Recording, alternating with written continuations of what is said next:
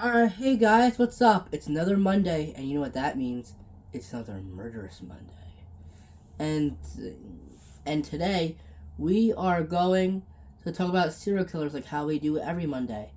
And I upload every Monday, hence the name. And the next serial killer that I will be talking about, it's Lawrence Singleton. And who was he? What was his early life like, and why and how did he become so evil? I will answer that and more in this video as I take you down the perspective mind of a serial killer. So now, before we get started, yes, I know I'm still in my mom's room. And if you guys can see, kitty cat. I have a different cat today. Jinxie, the black cat. Alright, yeah, so hopefully by next week I will be able to, get back to my room. Alright, but anyway, we are talking about Lawrence Singleton.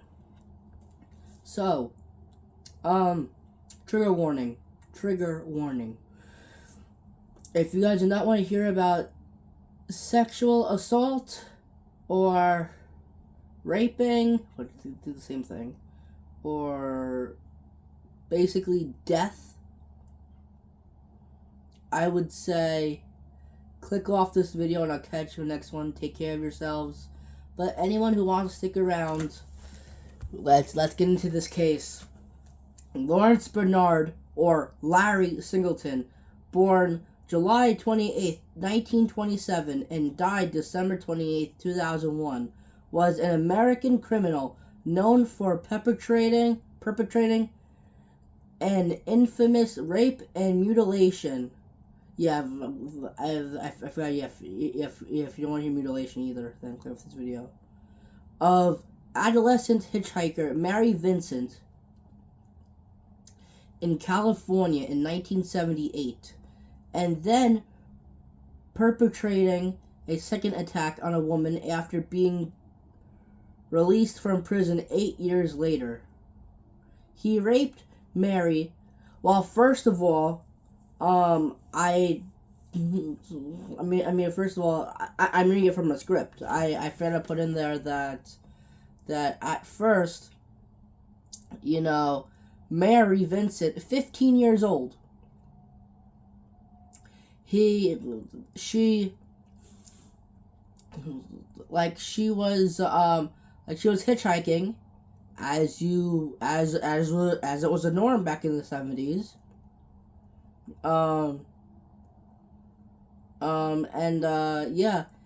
And she found these other two hitchhikers, and then this guy in a blue van picked Mary up and said that only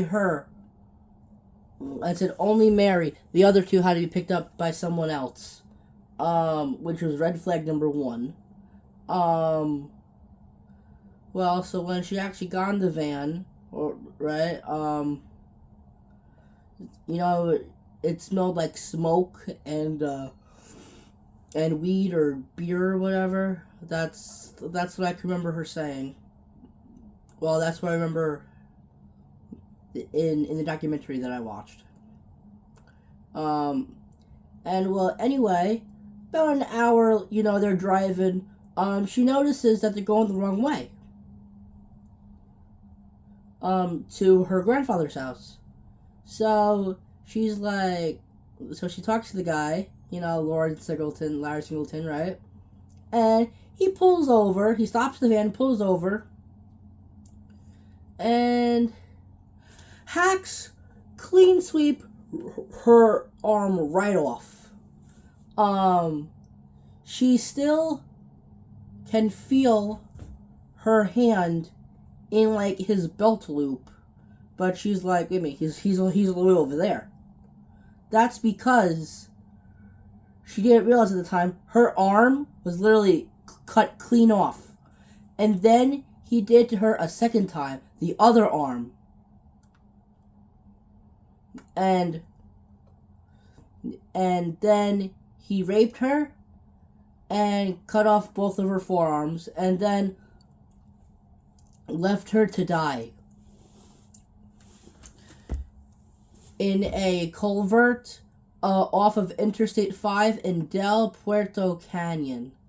Now, before we go any further, this is not a murder case. She lived to tell the tale. But let's just finish watching this. Let's just finish this. Mary managed to hike to safety and later acted as a critical witness against Singleton. Released from prison on good behavior after serving 8 years out of his 14-year sentence for good behavior, he later murdered Roxanne Hayes, a mother of 3. On February 19th, 1997, police found him covered in blood after stabbing her in his new home. Now that was basically the summary of everything that happened. But let me take you down to detail. Biography and first conviction. Lawrence Singleton was born in Tampa, Florida. He worked as a merchant seaman. His first conviction was Mary Vincent. On September 29th, 1978, Singleton picked up 15-year-old Mary Vincent of Las Vegas, Nevada, while she was hitchhiking from her grandfather's house in Berkeley to California, back home in Las Vegas. He picked her up outside of Modesto, California. After which he knocked her unconscious with a sledgehammer. Oh yeah, I forgot. Yes. He knocked her unconscious with a sledgehammer in the back of the head. Which she was still alive at this point. Which I think she's still alive to this day. But you know, like you would think that like she would die from like blunt force trauma, but no, she's a tough cookie, this woman.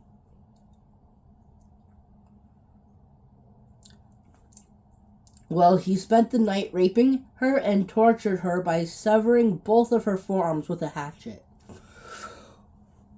And sorry that I'm yawning. This case is not boring. This case is very opposite of that. I just am tired. Tortured her by severing both of her forearms with a hatchet. Singleton figured she was dead or near death. So he threw her off of a 30-foot cliff on Interstate 5 near Del Puerto Canyon, leaving her naked and bleeding out. She stopped the bleeding, or it says she mitigated, which means she probably slowed down the bleeding from her forearms by shoving them into mud, which suppressed her bleeding while she managed to pull herself back up the cliff, which I do not know how she was able to. I don't know how she was able to walk up the cliff. Cliff is steep. There's not like stairs. Yeah, there's not like stairs. So I don't know how she was able to walk up the cliff, without her, without her shoulders and without her arms and hands. She managed to pull herself back up the cliff, and she walked for 3 miles. Naked, covered in blood, and armless, before finding and alerting a passing couple who took her to a hospital. And I don't think it was actually the couple. I think the couple actually zoomed past them. But then students were driving. No, you know what? No, you know what? It actually was a couple, and I'll tell you why. Because they were lost on their honeymoon. I remember that. They were lost on their honeymoon. And I think the father or the husband was a doctor. And they brought her to the hospital. By the time of Singleton's arrest, Vincent wore prosthetic arms. So Mary Vincent wore prosthetic arms. 6 months after the assault, Vincent faced Singleton at his trial, where her testimony helped to convict him. Which, the first thing that I would think of, after I get my arms cut off, is, man, I gotta go to the hospital. I have to rest. Yeah, but she's like, no, I want to face him face to face. I want to tell this SOB what's going down. And I praise her for that. And she was only 16 at this time. 16 years old. Literally only a teenager.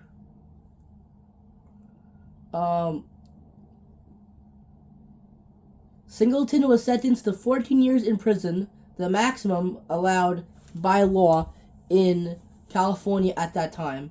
The preceding judge remarked, "If I had the power, I would send him to prison for his natural life."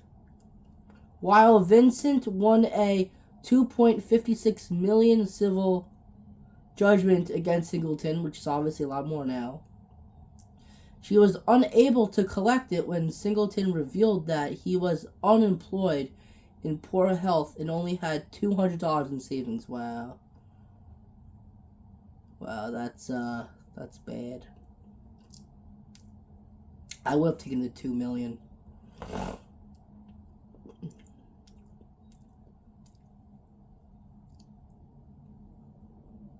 I'm sorry. I get distracted a lot.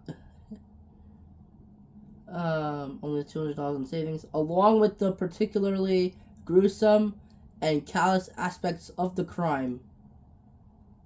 The case became even more notorious after Singleton was paroled after serving only 8 years out of the 14 in prison.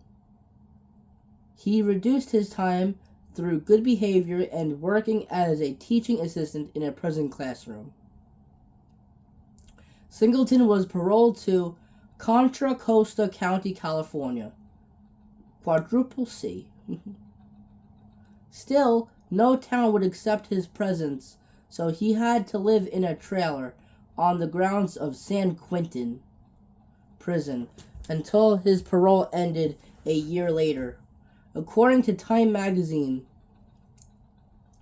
as authorities attempted to settle him in one Bay Area town after another, angry crowds and Tampa's chapter of Guardian Angels led protests, screamed, picketed, and eventually prevailed. In Rodeo, about 25 miles northeast of San Francisco, a crowd of approximately 500 local protesters forced officers to move him under armed guard from a hotel room.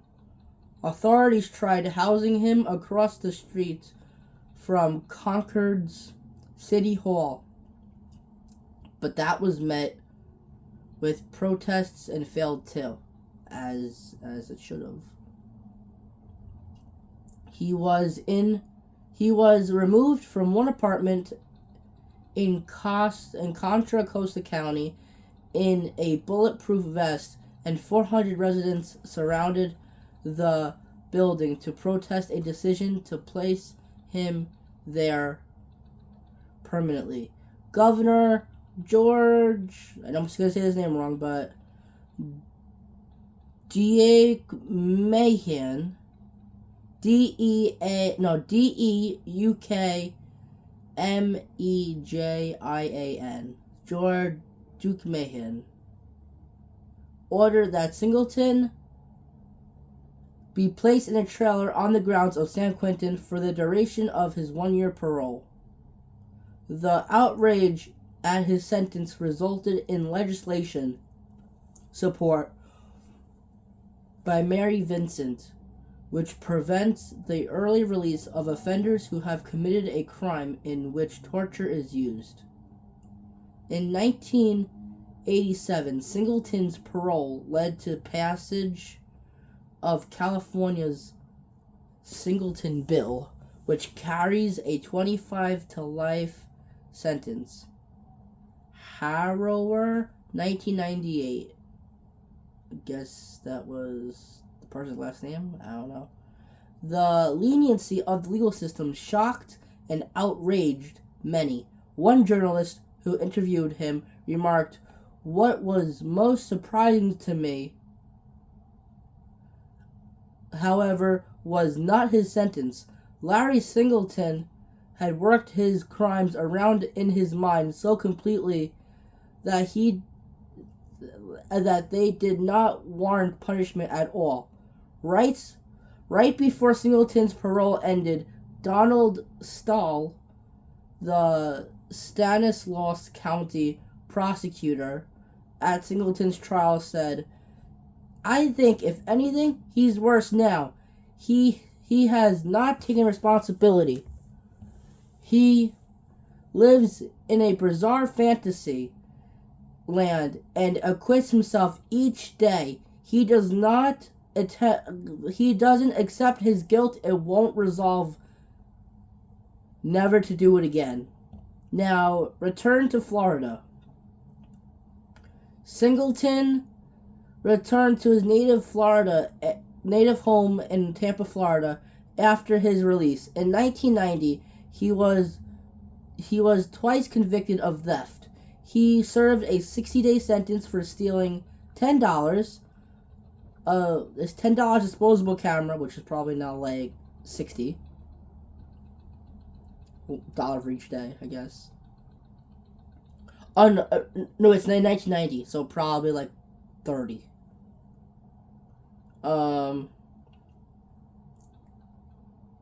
In the spring of 1990, and in the winter received a 2-year prison